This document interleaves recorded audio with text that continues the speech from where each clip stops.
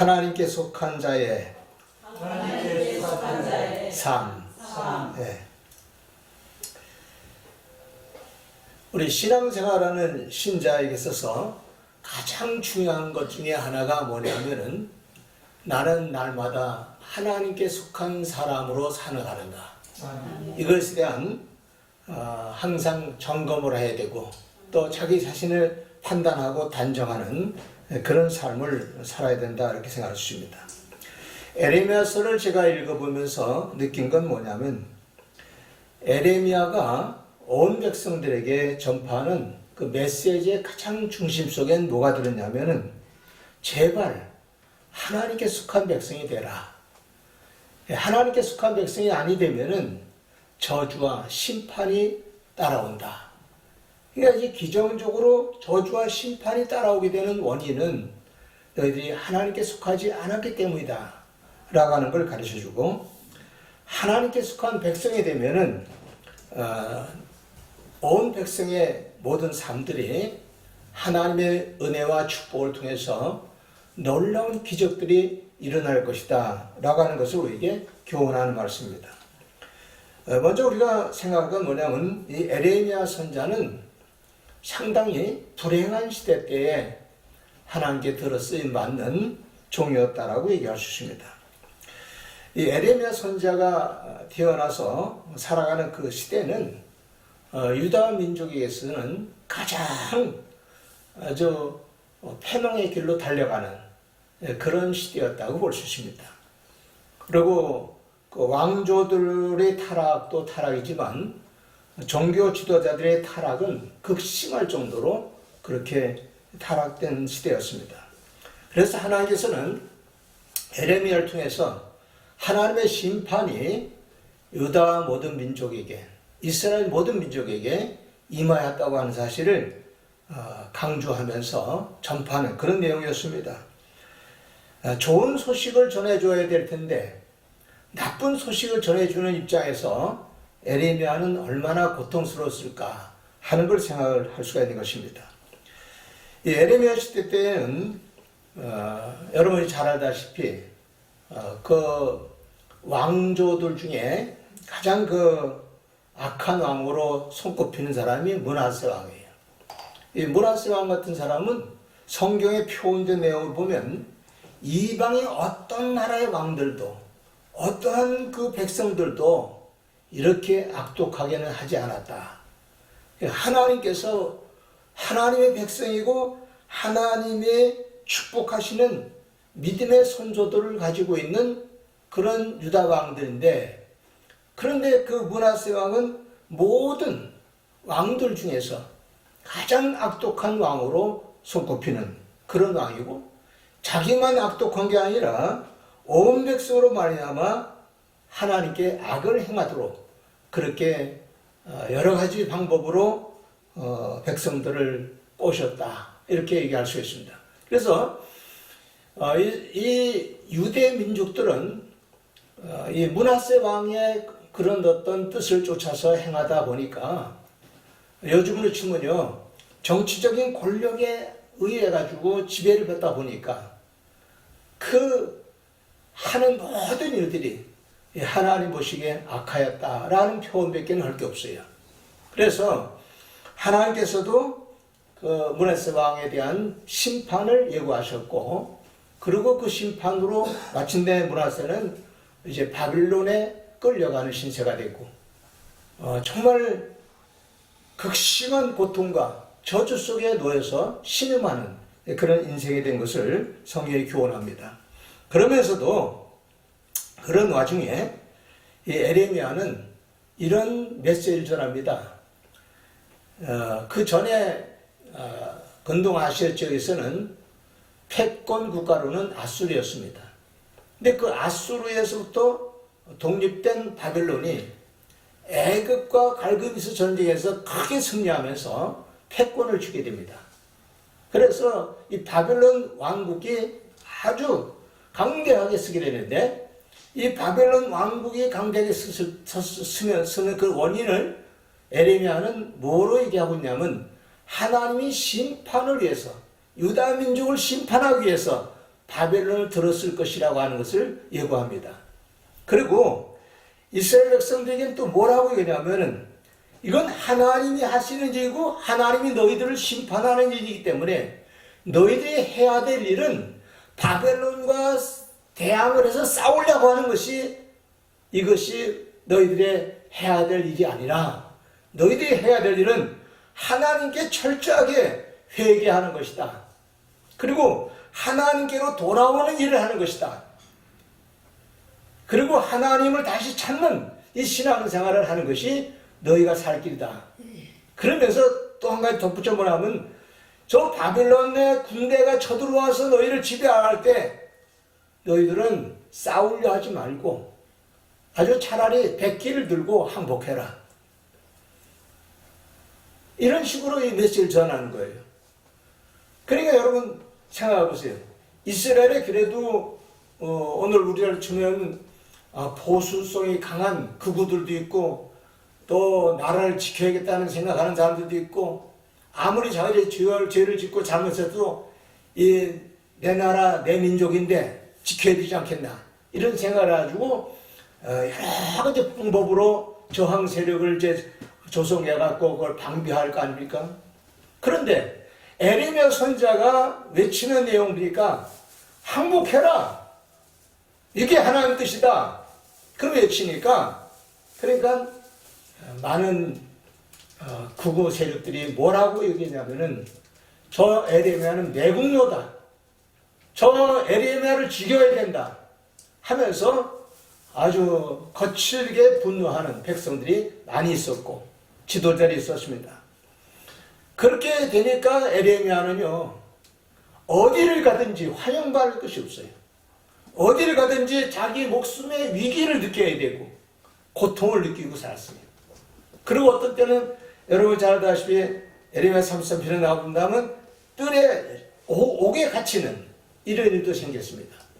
그래서 이 에레미야는 그런 와중에 하나님 말씀을 전하면서 백성들에게는 여러 가지 멸시를 받고 존경을 받지 못하고 그리고 또 그러면서도 불구하고 백성들에게 하나님의 말씀을 전하는 그런 입장이 되니까 늘 눈물로 살았다고 얘기합니다. 그래서 에레미야를 우리는 눈물의 선지자다 이렇게 표현을 합니다. 이런 상황 속에서 하나님의 종으로 살아간다는 거 굉장히 어려운 일이죠. 근데 에레미야는 그래도 하나님께서 시키시는 이 사역을 위해서 최선을 다하면서 그는 하나님께 더욱더 충성하는 모습을 보였던 것을 성경에 얘기해 주고 있습니다. 저는 가끔가다 그런 생각할 때가 있습니다. 만일에 우리 민족이 잘못되고 또 우리 한국의 교회가 잘못돼가지고 하나님이 중국을 통해서 우리를 치러 들어온다. 일본을 통해서 치러 들어온다. 또 그 외에 다른 어떤 나라를 통해서 우리를 치게 된다. 그렇게 됐을 때에 하나님이 이 에레미야처럼 너는 외쳐라. 한국 교회에다가 외쳐라. 너희가 이런 고통을 당하고 이런 침략을 당하고 어려움을 당하는 것은 그것은 다른 것이 아니라 너희가 하나님께 바로 서지 못했기 때문에 바로 살지 못했기 때문에 그렇다. 그렇게 외치고요. 그리고 오히려 저들을 들어서 너희들을 치려고 하는 것은 하나님의 손에 든 막대기와 같은 것이다. 하나님의 채찍과 같은 것이다. 그러니 너희들은 저것을 대항하지 말고 순순히 그 모든 세력에게 순응하고 항복하는 자세로 적응해라. 이렇게 말씀해 주신다면 아마 저도 목사로서 일하기가 얼마나 힘들까 하는 생각을 해봤습니다. 그래서 오늘 우리는요, 이 하나님의 종들이 하나님 뜻대로 하나님 사역한다는 게 그렇게 쉬운 얘기가 아니라는 겁니다. 때에 따라서는 자기 자신의 목숨을 버리면서까지라도 해야 되는데 그것이 하나님 뜻이라고 하는 사실을 성경이 얘기해줘요. 저는 12제자들과 또 사도 바울 같은 경우도 이렇게 살펴보니까 이 하나님의 종들이요, 그 당시 때 능력이 많고 성령 충만하고 아주 대단한 그런 역사를 일으키는 하나님 종들이 아닙니까? 그런데 다 보니까 순교를 하고 다 죽음으로써 예수님을 증거하는 사람들로 끝을 맺어요. 그런 모습들 보면서 그들은 오늘날 목회자를 사람 이렇게 호의호식한다든지 또 존경받는다든지 또 좋은 시대를 살지 못했어요. 큰 고통과 저주스러움 속에서 눈물을 흘리면서 살았는데 그 눈물은 곧 그들이 하나님께 향해서 호소하는 눈물이었고 온 백성들이 하나님께 바로 돌아오기를 바라는 눈물이었습니다. 그래서 오늘 우리는 하나님의 뜻대로 산다든가 그런 모든 것이 내 생각과는 다른 것이 많이 있을 수 있다라는 것을 생각해야 합니다. 그래서 저는 이 에레미야를 공부하다가 에레미야의 참 심정이 얼마나 참 고통스러웠을까 그런 생각을 할 때가 많이 있었습니다. 오늘 우리나라도 보면 사람들마다 복음을 전한다든가 메시지를 전할 때 정부가 잘못하면 정부를 잘못하는 것만 가지고 계속적으로 외치면 좋아할 것 같아요. 그렇죠? 그런데 저는 다른 데서 한번 메시지를 전할 때 그런 메시지를 전했습니다. 우리 한국교회가 그리고 또 오늘 우리 이 대한민국이 지금 상당히 위기스러운 모습으로 변질되고 있다. 70년의 역사, 지금 이승만 대통령이 이제 자유민주주의 국가를 세운 70년의 역사 속에 지금까지 초대 대통령 때부터 70년 동안에 청와대와 국회에서요, 기도하는 예배라든지 이게 끊어진 적이 없었어요. 근데 지금은 끊어졌습니다. 오늘 우리에게 위기는 다른 거 아니에요. 뭐 경제적으로 여러 가지 잘못됐나? 또는 어떤 재난이 와서 문제다? 또 코로나 바이러스 같은 것이 있어서 문제다? 그것보다 더 중요한 문제는 하나님께 예배하는 나라가 되지 못하는 것, 하나님께 기도하지 않는 청와대, 하나님께 또한 기도하지 않는 국회, 이것이 더 큰 문제입니다. 이것보다 더 큰 재앙은 없는 거예요. 그래서 우리는 기도할 때에 하나님, 이 대한민국이 기도로 시작된 나라인데 이 대한민국이 또 다시 기도의 불이 일어나고 찬송의 불이 일어나고 예배하는 역사가 일어나는 이 민족에게 해당한 그런 강구가 있어야 할 줄 믿습니다. 그래서 저는 이 에레미야를 오늘 여러분에게 소개해드리면서 에레미야가 오늘 본문을 통해서 우리에게 외친 말씀을 몇 가지 간략하게 증거해드리려고 합니다. 이 에레미야가 오늘 본문에서 강조하고 있는 말씀을 보면요, 제일 첫째는 영적 사고와 영적 믿음으로 살아가라 하는 그 메시지가 담겨 있어요. 오늘 본문 말씀 5절에 보니까 나 여호와가 이같이 말하노라 무릇 사람을 믿으며 혈육으로 그 권력을 삼고 마음이 여호와에게서 떠나는 그 사람은 저주를 받을 것이라, 이렇게 이제 표현되어 있습니다. 여기서 에레미야를 통해서 하나님이 우리에게 주시는 메시지가 뭐냐면 사람을 믿는다는 거예요. 사람을 믿는다는 거예요. 여러분, 사람을 믿는다는 게 뭘 얘기합니까? 우리의 삶 속에 가장 중요한 것은요, 사람을 믿지 말라는 건 아니에요. 근데 여기서 강조하는 내용이냐면 이 사람을 믿는다는 것은 사람의 생각과 사람의 방법과 사람의 어떤 사상을 가지고 백성을 지배하는 거죠. 그 대표적인 게 공산주의 아닙니까? 공산주의는 철저하게 사람의 생각으로 모든 걸 운영하는 거예요. 그런데 이 자유민주주의 국가가 신봉하고 있는 이 사상 속에는 하나님이 계셔요. 그래서 그 하나님 사상으로 사람들이 가게 하고 하나님 사상으로 정치를 하고 하나님 사상으로 법을 만들고 하나님 사상으로 교육을 하고 이런 겁니다. 근데 어떨 때 보면은 사람 생각이 하나님 생각보다 지혜로운 것 같아. 그렇게 느낄 때가 있지 않습니까? 예, 가끔 그렇잖아요. 장사할 때도 하나님 생각은 정직하게 하라 그러는데 사람 생각은 정직하면 장사가 안 돼. 그렇죠? 그러니까 사람의 생각을 따르는 경우가 많고 사람을 믿고 의지하는 행동이 많을 수 있는 거죠. 그러니까 이스라엘 백성들, 특히 유다 민족들이 그 지경이 되어버린 거예요. 사람의 생각을 따르고 사람의 어떤 영향력에 의해서 움직여지는 그런 백성이 된 거예요. 그러니까 하나님께서는 하나님의 영향을 받고 하나님의 사상을 받고 하나님의 말씀을 받으면서 그들이 변화되길 바라는데 그 하나님을 버린 거예요. 여러분, 하나님 버렸다는 거는요, 하나님의 생각을 갖지 않는 게 하나님 버리는 거예요.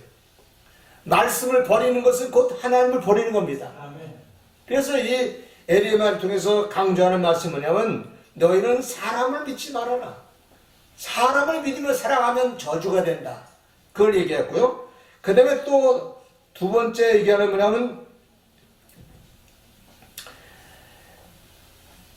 혈육이라는 말을 써요. 혈육.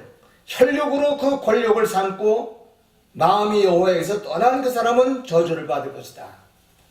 혈육으로 권력을 삼았다는 게 뭐예요?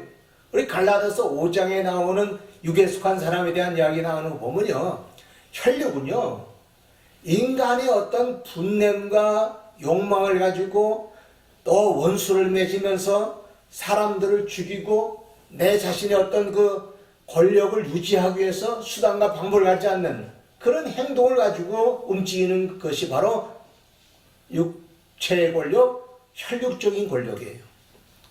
저도 목회하면서요 많이 경험을 했습니다만은 이 혈육적인 목회를 할 때가 좀 있어요.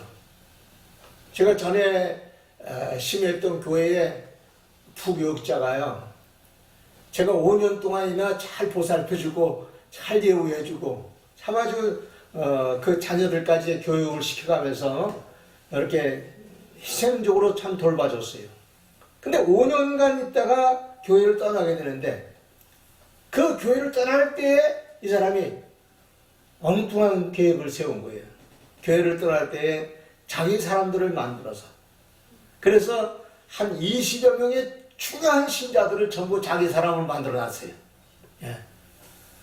좀 우스운 얘기 중에 하나가 뭐냐면요, 제가 그 집사의 아들이 감옥에 들어가 있었는데 그 감옥에 들어갔는데 한 몇 년 동안 감옥 생활했어요. 제가 그 매주 한 번씩 그 부교육자를 통해서 돈을 줘갖고 내 대신 좀 다녀와라고. 근데 한 몇 년 동안 그것을 진행을 했는데 나중에 이분이 나한테 인사를 안 와요. 그래서 인사를 왜 안 하나 했더니 그 부교육자 되시는 그분은 자기를 이렇게 몇 년 동안 살펴주고 돌봐주고 그랬는데 담임 목사는 한 번도 나를 만나주지 않았다. 물론 한 번도는 아니죠. 저도 한두 번 갇혔죠. 그렇지만 다른 일도 바쁘고 또 여러 가지 돌볼 일이 많으니까 부교육자를 대신해서 보낸 건데, 근데 나중에 제가 알고 보니까 이분이 다 자기가 한 것으로 그렇게 얘기해 놓은 거예요. 그러니까 그 집사도 그렇게 믿고 그 감옥에서 나온 사람도 그렇게 믿고 나한테 인사를 절대 안 와요. 그래서 참 사람이 좀 못됐구나. 그래서 속으로만 생각했던 거예요. 그런데 또 이제 이분이 떠날 때가 되니까 자기가 잘 사귀어놓은 사람들 20여 명을 잘 결합해가지고 내가 떠날 때 같이 동역하자고. 그렇게 다 해놓은 거예요. 그 얘기가 이제 저한테 이제 들어왔어요. 제 마음이 혈육적으로 갑자기 미움감이 들고 세상에 이런 놈이 있나? 이럴 수가 있나. 그래가지고 너무너무 미운 마음이 들고 또 내 마음에 고통이 오는 거예요. 그래서 내가 이 지방회나 장로교에서는 노회라고 그러죠. 여기다가 다 고발을 해가지고 이런 사람은 이런 좀 속된 말로 이런 놈은 목사할 놈이 아니다. 아주 잘못됐다. 그래서 완전히 파직시켜버리겠다. 그런 마음이 막 들더라고요. 또 내가 다른 사람하고 그런 얘기를 좀 나눴더니 막 그 사람도 막 화를 내면서 그런 나쁜 놈이냐고 말이지. 그러면서 동조를 해줘요. 그런 생각 때문에 저는 당장이라도 제가 할 수 있는 권한이 주어진다면 가서 멱살을 붙들고 그냥 세상 말로 어퍼컷을 날리고 좀 한번 두들겨 패고 싶은데 그럴 수도 없잖아요. 속이 상해서 했는데 하나님께서 잠을 안 재우시더라고. 그래서 밤에 나가서 하나님께 간절히 기도를 했어요. 그랬더니 하나님께서 한동안 기도하는데 기도도 잘 안 돼요. 그래서 찬송을 불렀어요. 하나님께 이제 제 마음을 풀기 위해서 찬송을 불렀어요. 그랬더니 기도가 좀 되더라고요. 한참 하나님께 기도를 하는데 하나님께서 내가 하나님의 일을 하는데 어째서 혈육으로 하려고 그러느냐. 그 혈육이라는 의미를 거기서 제가 깨달았어요. 내가 목회를 하는데 혈육적으로 하려고 그러느냐. 그 사람이 20여 명의 사람들을 결집해갖고 나가려고 하는 그것도 내가 하나님의 은혜로, 성령의 은혜로, 하나님의 말씀으로 내가 포용할 수 없겠느냐. 그래서 주신 말씀이 뭐냐면은, 하나님께서는요, 어느 때는 내 생각과 완전히 틀려요. 그게 성경에 나오는, 마태복음 5장에도 나온 말씀입니다만은, 오리를 가져가거든 심리를 가져오라. 속옷을 달라거든 겉옷까지 주어라. 그런 말씀이 막 오는 거예요. 그러면서 그 사람이 너는 그래도 교인들이 많이 있지 않느냐. 그 사람은 지금 나가면은 자기가 하는 교회가 작은 교회로 가는 거니까 사람이 많지 않지 않냐. 그런 궁핍한 생각을 한 건 아니겠느냐. 그러니 하나님께서 제 마음에 그걸 깨닫게 해주면서 속옷을 달라가든 겉옷까지 주어라. 그런 마음을 주시는 거예요. 그래서 처음에는 억울해서 눈물이 났는데 한참 기도하니까 내 마음에 감동이 오더라고요. 그렇다. 주라 그러면 너에게 돌려줄 것이니 후히 주고되어서 넘치도록 하게 주시다. 이 말씀을 마음에 새기면서 기도를 했어요. 그 말씀이 내게서 온 것이 아니에요. 하나님의 영으로 오신 거랍니다. 내 혈육은 그를 미워하고 그를 심판하고 그를 목사의 자격에서 파직시켜버리는 이거를 구상했는데 하나님은 내 생각과 다르게 하신 거예요. 그래서 송도를 하는 예배를 드리는 날 제 마음에 이런 생각을 했습니다. 내가 송별식을 끝내고 이분이 떠날 때 이 심정이 그냥 쭉 같이 나가버리면 그 목사님은 두고두고 신자들한테 욕을 먹을 것 같아. 그리고 또 나는 또 병신 같은 목사가 될 거야. 그래가지고서 그 사건을 어떻게 마무리할까 하는데 하나님 지혜를 주시더라고요. 그래서 그런 모든 걸 무마시키기 위해서 송별하는 날 제가 광고를 읽겠습니다. 여러분, 우리 교회에서 5년간 동안 이렇게 열심히 봉사해주고 교회를 섬겨줬던 우리 목사님, 이 목사님께서 오늘 이렇게 떠나시게 됐는데 제가 제언을 드리고 싶습니다. 저분이 가시는 교회에는 교인 숫자가 얼마 안 된다고 합니다. 피아노 칠 사람도 필요합니다. 성가대를 도와줄 사람도 필요합니다. 또 신방 갈 사람도 필요합니다. 전도할 사람도 필요합니다. 뭐 이런 등등 여러 가지 쭉 얘기하면서 오늘 제가 여러분 앞에 정말 당부하고 싶은 것은 누구든지 자원하는 마음으로 이분을 도와주기 위해서 가시겠다. 나는 붙잡지 않겠습니다. 네. 그래서 제가 소울의 시를 조금 읊었어요. 소울의 시를 읊었어요. 나보기 하였고 가실 때 말없이 거의 퍼내오리다. 가시는 거는 너희 것을 지려밟고 가시옵소서 하는 마음으로 나는 소울의 마음보다는 주님의 마음으로 보내겠습니다. 그리고 얘기를 했어요.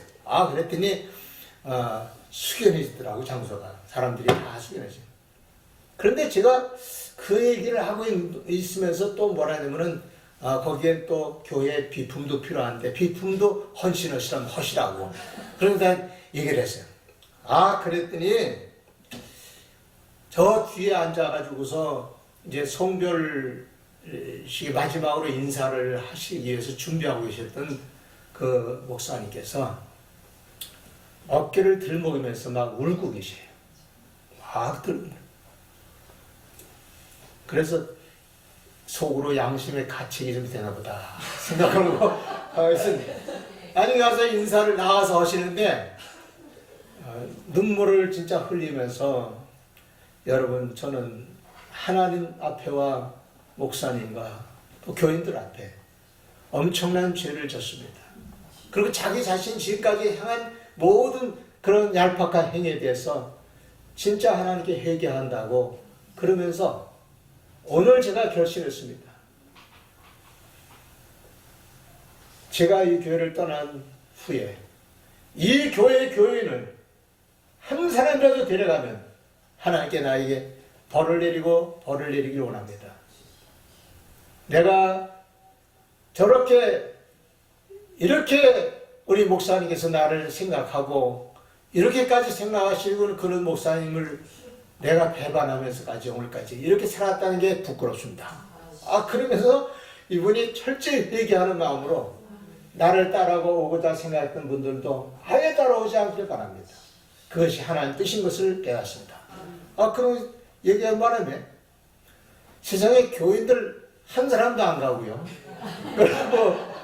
뭐 손해본 게 하나도 없어요. 다만 이제 즐거운 마음으로 이제 교회에서 재정적으로만 후원을 해주고. 근데 그분이 참 오늘날까지도 그 이야기를 해요. 그리고 그분이 목회하는 동안에 제가 그분이 목회를 할 때 자주 떠나셨어요. 한 서너 군데 떠나셨는데 가서 부임하는 교회마다 제일 먼저 첫 부흥회는 저보고 하라 그래서 부흥회라고 하는데 그러니까 제가 혈력으로 목회하지 아니하고 성령이 지시하는 대로 목회를 하는 것이 이거구나. 그렇게 알았어요. 그 외에도 그런 이제 비슷한 일들이 있을 때마다 그걸 생각하면서 저는 영적으로 모든 걸 생각하고 영적으로 판단하고 영적으로 해결하는 그런 지혜를 얻은 바가 있습니다. 여러분 여기서 말하는 혈육이라는 게 뭐예요? 요즘도 우리가요, 내가 가끔 그런 생각해요. 내가 강화문 집회에 가가지고서 문재인 이놈을 끌어내야 된다. 이거 하면서 아마 내가 외친다 그러면은 나한테 동조해주고 박수를 쳐줄 사람 많이 있을 것 같아요. 근데 에레미야처럼 말하면 안 돼요. 예? 에레미야처럼 말하면 인기가 없어요. 예? 여러분들이 지금 이 같은 기도도 안 하는 또 청와대가 되고 기도도 안 하는 국회의원이 된 것은 이거는 우리 잘못이다. 여러분 보수에 속한 모든 사람들이 또한 잘못되게 오늘까지 살았고 또 교회는 교회대로 부패하고 잘못되기 때문에 이런 현상이 왔으니 너희들은 무조건 순응하고 그리고 저항하는 것보다는 오히려 하나님 앞에 기도하면서 저들을 불쌍히 여달라고 기도하면서 이 선한 정책을 주도록 그렇게 마음을 쓰고서 협조해 나가는 그런 데서 돼야 된다. 이렇게 말하고 외친다면은 누가 나를 환영하겠어요? 이동세 목사 저는 내국노다. 저는 공산주의자다. 빨갱이다. 처단해야 된다. 막 그러고 외칠 사람이 얼마나 많겠어요. 이 에레미야는 바로 그런 사람이었습니다. 그래서 에레미야는 너무나도 많은 그런 참 시련을 당하면서 살았는데 나중에 에레미야가 너무너무 고통스러우니까 하나님 앞에서 이제 호소를 하게 되는데 하나님이 에레미야에게 주는 메시지 중에 가장 핵심적인 메시지가 또 하나 있어요. 에레미야 33편 2절 3절 너는 내게 나와 부르짖으라 내가 네게 응답하였고 크고 비밀한 일 나타내 보이리라 하는 말씀이었습니다. 여러분 하나님께서요 부르짖는 백성들은 하나님께 속한 백성입니다.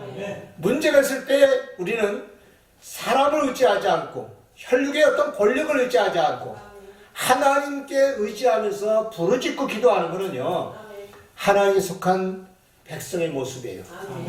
그래서 저는 교회 목회하면서요 참 재미난 일을 많이 봐요. 신자들이요 평상시 때는 우리 속된 말로 개떡같이 신앙생활하고 지랄같이 신앙생활하고 아주 못되게 신앙생활하는 사람 많아요. 그런데 가정에 문제가 생기고 환난이 생기고 고통과 저주스러운 질병이 생기고 그러면요 그때는 밤에 나가고 울더라고요. 하나님 그리고 또 그때는요 목사 찾아와가지고서 목사의 손을 붙들고 하소연을 하면서 목사님 살려달라고 그거 부르잖아요. 그러면 속으로 평상시 때 너무 밉살거리 지냈는데 속으로는 잘 됐지 뭐냐 그런 생각을 하는데도 그 부르짖는 모습을 보면서 내가 성령의 감동을 받아서 무슨 생각을 하냐면 이 사람도 하나님 백성이구나. 이 사람도 하나님에 속한 사람이구나. 그걸 깨달았어요. 그래서 간절한 마음으로 축복해주고 또 그들의 문제를 위해서 기도해주는 이런 마음을 갖고 목회한 적이 많이 있습니다. 여러분 혈육적으로 목회하면 안 돼요. 나는 가끔가다 우리 후배 목사님이나 선배 목사님들이 하는 얘기 들어요. 뭐라고 그러시냐면은 우리 사모가 왜 병이 들었는지 아냐 그러죠. 왜 병이 들었어요? 신자들이 너무 속을 썩이니까 속이 썩어서 병이 생긴 거야. 또 어떤 목사님 또 하면 이런 얘기를 하시네요. 고목나무를 보더니 고목나무 속을 들여다보더니 너는 어째 내 속하고 비슷하냐 그렇게 얘기하더라고요. 여러분 이거는요 혈육적인 신앙을 가진 사람이에요. 왜 그런지 아세요? 혈육적인 신앙생활을 하는 사람은 속이 썩게 돼 있어요. 근데 성경에 말씀이니까 혈육적인 신앙이 아니라 진짜 영적인 믿음을 가진 사람은 무슨 독을 맞아도 해를 받지 아니하며 예, 병든 자에게 손을 좀 난다. 그러니까 무슨 독을 마실지라도 하는 말은 뭐냐면요 뭐 이 세상에 다른 독보다 제일 무서운 게 사람에서 나오는 독이에요. 욕하고 저주하고 못살게 하는 그런 것들이요. 그런 독을 마시고 살아가는데 그 독을 마셔도 해를 받지 않는 거예요. 나 예수님이 속 썩었다는 얘기 못 들어봤어요. 그렇죠? 예수님은요 그냥 사람들이 보재기 씌워놓고 때리면서 내가 누군지 알아맞혀보라 그러고 네가 선자면 우리가 누군지 알 거 아니냐? 그리고 말이죠 대놓고 침을 뱉고 그리고 거기다가 막 그냥 채찍으로 때리기도 하고 얼마나 조소하고 얼마나 예수님을 조롱하고 예수님을 못살게 굴었어요. 주님께서 나 정말 속상해 죽겠다 그러시고 말씀하지 않으시고 오히려 뭐라 그러면 아버지요 저들이 자기들이 하는 일을 알지 못하오니 용서하시옵소서. 저들의 죄를 사하시옵소서. 그러잖아요. 스데반 집사도 속 썩지 않았어요. 스데반 집사도 하나님 말씀 전하다가 돌에 맞아서 죽게 됐어요. 피 흘려서. 근데 악담 하나 하지 않았어요. 주여 저들을 용서하라. 그렇게 기도하잖아요. 그게 천사의 얼굴과 같이 변했다. 그게 혈육의 사람이 아니라는 거죠. 저는 목회할 때 순간순간 혈육의 목회를 한 적도 많이 있어요. 제가 전에 초창기 때는요. 지금은 나이가 드니까 몸도 쫄아들고 오늘 아침에도 집사람에게 당신 참 나하고 결혼해갖고 처음 왔을 땐 풍채도 좋고 그러더니 요즘은 그렇게 쪼그라들었다 그러더라고요. 그래서 전에 입었던 옷들이요 다 헐거졌어요. 근데 제가 초창기 목회할 때는 제가 사실 몸이 아주 좋았어요. 기계체조로 벌써 한 20여 년 이상을 기계체로 몸을 달루었죠. 거기다 또 학교 다닐 때는 유도부에 들어서 유도를 여러 해 동안 했죠. 그리고 뭐 산타기 하는 거 그런 것도 많이 했죠. 그 몸이 탁탁해서 군대에서 대대 장병들끼리 모여가지고 팔씨름대회 하고 그러면요, 왼손은 제가 1등하고 오른손은 2등하고 그 정도 힘이 좋았어요. 그런데 초창기 때 개척교회를 하는데 그때는 천막 치고 이제 예배를 드렸었어요. 근데 예배 드릴 때마다 옆에 와가지고서 라디오를 크게 틀어놓고 방해를 하는 거예요.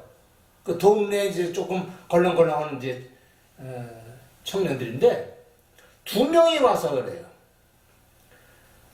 그래서 처음에는 다 일렀죠. 여기 예배 드리는 장소니까 뭘 좀 떨어져 가든지 교회에 들어와서 예배 드리는지 하라고 그랬어요. 나하고 뭐냐면 우리가 자유롭게 행동하는 걸 왜 구속하냐는 거죠. 그러고는 거기 설교하는 바로 옆에서 소리를 그렇게 내면서 방해를 하는 거예요. 그러니까 내가 화를 확 냈어요. 너희들 안 떠날래? 처음엔 공소히 내가 이제 존댓말 해줬는데 하도 말을 안 되니까 반말을 해가면서 나보다 나이들이 어리니까 그랬더니 여전히 그냥 대꾸하면서 안 떠나는 거예요. 그래서 설교하다 말고 나가가지고서 가! 떠나라고. 그러니까 한 놈이 말이죠. 응? 왜 여기서 자유롭게 우리 마음대로 행동하는데 왜 떠나라 말아 하냐고 말이지. 여기가 이쪽이 당신 땅이냐고. 그러면서 막 대화를 하는 거예요. 그러더니 나한테 어깨를 갖다 이렇게 들쳐 대면서 나를 오히려 더 떠밀려고 그러는 거예요. 또 그러니까 그 순간에 혈육적인 이게 발동을 하는 거예요. 그 유도할 때요, 어깨 대주면요 얼마나 업어치기 하기 쉬운 줄 몰라요. 어깨를 딱 대는 순간 제가 나도 모르게 잡아 끌면서 어깨 너머로 이쪽으로 내팽개쳤어요. 그때 비명을 콱 지르더라고요. 비명을 지르는데 그때는 내가 목사가 아니야. 그냥 떨어진 걸 보고 가서 가슴을 발로 확 짓밟았어요. 그랬더니 우악 하면서 비명을 질러요. 그랬더니 한 놈이 말이죠, 갑자기 일어난 사건이니까 얼떨때려갖고 멍하니 있더라고요. 너도 이리 와 그랬더니 막 도망가더라고요. 제가 초창기에 목회할 때는 혈육적으로 좀 해봤어요. 그리고 장로 한 사람이 들어왔었는데 다른 데서 아주 못되게 굴러먹다가 우리 교회 장로가 돼서 왔는데 그 장로하고도 혈육적 싸움을 좀 해봤어요. 장로는 나보고 뭐냐면 내가 옛날 같으면 당신은 내 주먹에 죽었다는 거예요. 그래서 나도 또 뭐냐면 옛날 같았으면 당신은 나한테 진짜 매달거나도 몇 번은 매달거났을 거라고 그러면서 대꾸를 하면서 싸우고 그러셨는데 제가 그런 거 저런 거 참 혈육적인 걸 죽이고 해결을 하는 데라고 장기 금식도 하고 별짓 다 했어요. 그래도 그게 잘 안 되더라고요. 그런데 제가 어릴 때부터 아까 얘기했듯이 저를 배반하고 그런 행동을 하는 목사 문제를 가지고 기도할 때 하나님 그 문제를 해결한 다음부터는 모든 걸 영적으로 풀어야겠다. 영적으로 생각해야겠다. 그러면서 그래 살았고 저는 그 바울 사도가 말이죠. 빌립보 감옥에 갇혀서 그 세상 억울하게 매맞고 억울하게 갇힌 거 아니에요? 근데 거기서도 말이죠. 참 찬송을 부르면서 하나님께 기도하다가 간수들을 자기를 채찍으로 때리고 했던 간수들을 참 포용하고 그들을 구원시켜 나가는 모습 보고 말이죠. 야, 이게 바로 영적인 것이다. 그런 생각을 하면서 영적 신앙생활에 마음을 많이 두었습니다. 오늘 본문에 보니까 정리를 좀 해야겠습니다. 본문에 보니까 영적인 사람은 바로 사람의 뜻을 따르지 않고 사람을 믿지 않으면서 하나님을 믿는 사람입니다. 그리고 혈육을 따라서 어떤 고난 행사를 하는 그런 사람이 아니라 영적인 방법으로, 영적인 어떤 고난으로, 그 영적인 능력 아닙니까? 그런 방식으로 살아간다는 것을 우리에게 알려줍니다. 그러므로 오늘 이 성경 말씀 또 6절 이하 7절 기록한 말씀은 7, 8절에 보면 그러나 무릇 여호와를 의지하며 여호와를 의뢰하는 그 사람은 복을 받을 것이다. 그는 물가에 심은 나무가 그것이 뿌리를 강변에 뻗치고 더위가 올지라도 두려워하지 않으며 그 잎이 형통하여 가뭄 때에도 걱정이 없고 결실이 그치지 아니한 것들이라. 이 말씀 속에 이제 결론적인 얘기가 또 나옵니다. 여러분, 이 에레미야는 이 본문에 있는 말씀 메시지에서 이제 하나님을 의지하라, 하나님을 의뢰하라 그런 말인데, 이걸 함축해서 말하면 여호와 하나님을 신뢰하고 살아가라는 거죠. 그 하나님을 믿고 그 하나님께 모든 걸 맡기고 그 하나님을 의지하는 이런 신앙을 하자는 건데, 역대하 1장 1절을 말씀하니까 여호와 하나님을 신뢰하라. 그래야 견고했으리라. 그 하나님의 종 선자를 신뢰하라. 그래야만 형통하리라 라고 하는 말을 쓰고 있습니다. 오늘 여러분, 우리가 신앙생활할 때 하나님께 속한 백성으로 살아가는 가장 중요한 비결은 철저히 하나님을 신뢰하는 겁니다. 그 하나님을 신뢰하면 우리의 생활이 놀라운 축복이 되는데, 오늘 이 본문에 나온 내용은 시편 1편을 읽는 것과 같은 내용이죠. 시냇가에 심은 나무와 씨를 쫓아 열매를 맺는 같이 그 하늘이 형통하리로도 하는 같이, 오늘 이 말씀 또 이사야서 43장 18절 이하의 말씀같이 내가 너에게 사막의 강물을 내어서 낙원이 되게 해주고 광야의 길을 만들어서 살기 좋은 그런 유토피아를 만들어주겠다는 이 하나님의 메시지와 맥을 같이 하는 거예요. 그러니까 오늘 저와 여러분들은 하나님을 의지하는 자가 돼야, 하나님을 철저하게 믿고 의지하는 자가 돼야, 그래야 하나님께 속한 자로서 복을 받는다는 사실을 알려주고 있는 것입니다. 사랑하는 여러분, 오늘 우리는 에레미야를 통해서 이 말씀을 우리가 마음속에 새겨야 됩니다. 나는 철저히 영적인 사람이 되겠다. 그리고 혈육적인 사람이 아니라 영적인 능력으로 하나님이 일하는 사람이 됐다는 이 마음의 결단을 가지시기 바랍니다. 그러면 하나님께서는요, 우리의 생애 속에 시냇가에 심은 나무처럼 열매 맺는 생애를 주시겠다고 약속하고 있습니다.